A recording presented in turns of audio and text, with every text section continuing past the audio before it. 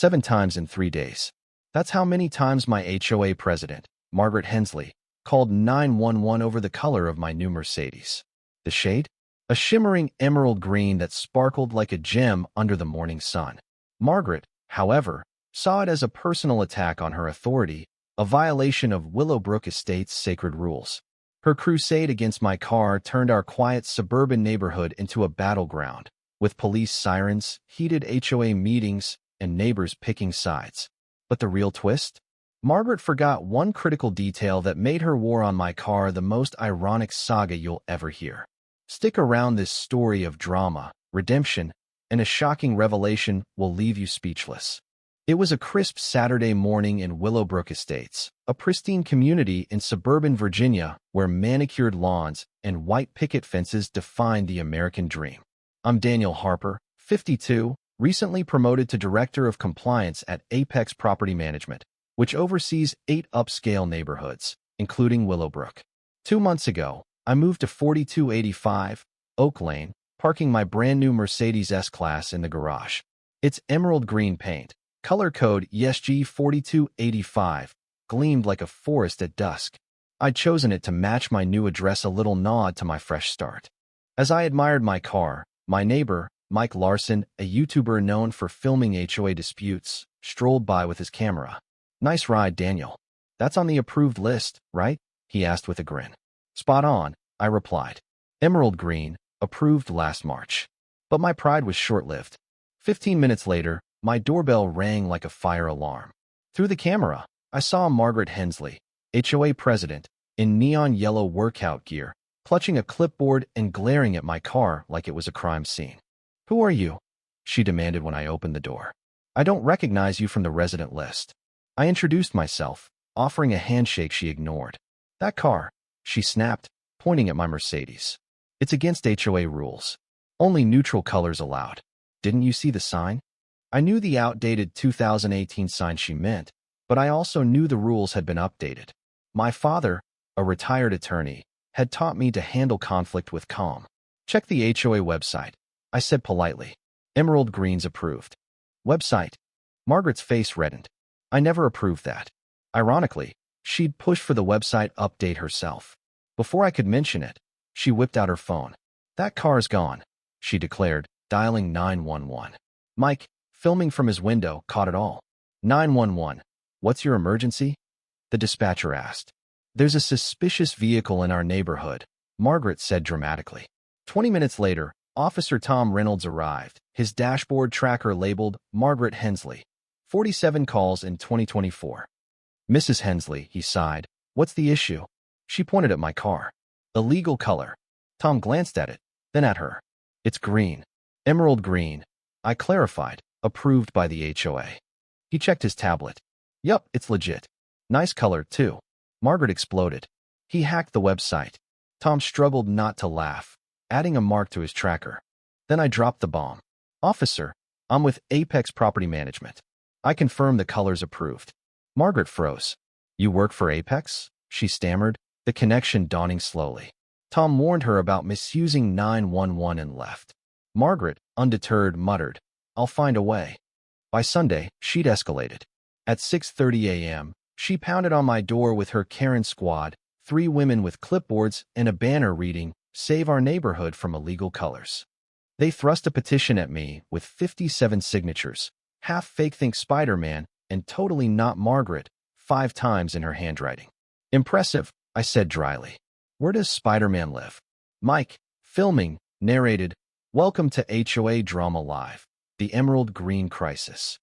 That night's HOA meeting was chaos. Margaret's PowerPoint, "The Emerald Conspiracy," claimed I was destroying Willowbrook's values. But Sarah Kim, the HOA assistant, projected an email from Margaret herself. "Emerald green is stunning. Add it ASAP." The room gasped. "Fake," Margaret screamed. Sarah played a video of Margaret gushing. "Emerald green is gorgeous." Double yes. Laughter erupted.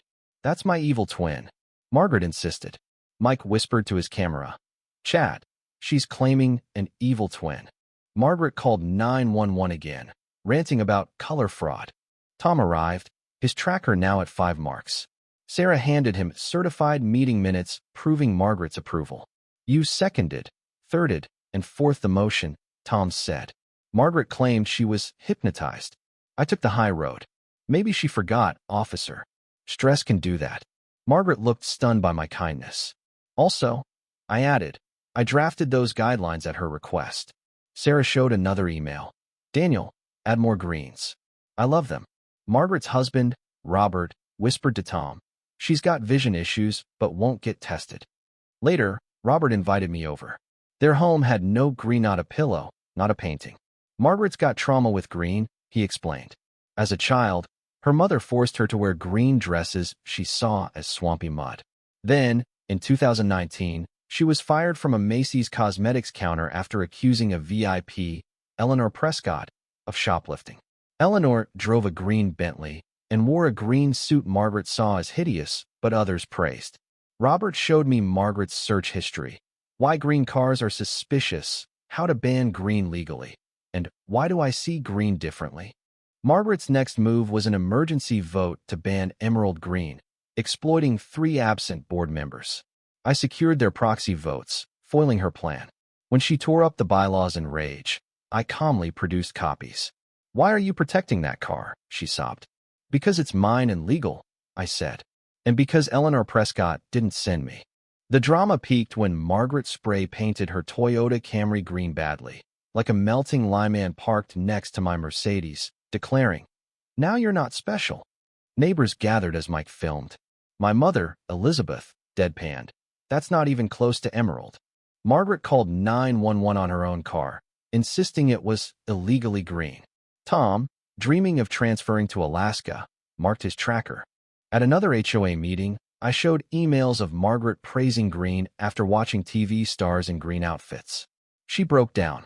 Eleanor Prescott pulls off green better than me. I look like a lime. Eleanor herself called in, saying, "Color doesn't make the person. You used to be confident, Margaret." Then came the twist. Dr. Ellis confirmed Margaret had mild Dutter anomaly, a form of colorblindness. She saw emerald green as mud. With chroma glasses, she gasped, "It's beautiful." Margaret's transformation was swift. She apologized publicly, repainted her house and car emerald green, and proposed a color festival where residents chalked driveways with vibrant designs. She became spokesperson for Colors for All, Eleanor's nonprofit for colorblind awareness. Her story went viral via Mike's videos, inspiring 73 HOA presidents to attend Willowbrook's first colorblind HOA summit. Dr. Ellis revealed 23% of HOA presidents have colorblindness, drawn to rules to compensate for visual challenges. Mercedes offered me a role as global color consultant, with Margaret as accessibility advisor. Our Spectrum collection, with 30 colorblind-friendly colors, became a global hit, with emerald green leading sales. Margaret won re-election with a platform of inclusivity, beating a beige-loving opponent 95-5. At my wedding to Sarah, now my fiancée, Margaret planned every emerald detail. The venue glowed like an enchanted forest, and when she jokingly objected to the wedding car's parking spot, we all laughed. Willowbrook became a rainbow-hued haven, with property values up 22%. Margaret trained 911 dispatchers nationwide, and her documentary, From Karen to Champion, earned an Emmy nomination. At the reception, she got a call from ABC for a colorblindness awareness interview. Her viral clip, "Don't Let Fear Turn You Into a Monster. Get Tested," hit 50 million views. A year later, standing in my garage polishing my Mercedes, I smiled at Sarah. "This car started it all." "No," she corrected, "Margaret's chaos did." Margaret jogged over, sporting new chroma glasses. "Our documentary's up for an Emmy," she announced. As we celebrated, she added, "I'm not a Karen anymore. I'm a color champion." What do you think of Margaret's journey from villain to hero? Have you faced unfair judgment or fought battles born of misunderstanding? Share your thoughts in the comments, especially on how we confront conflict and injustice in our lives. Let's hear your stance.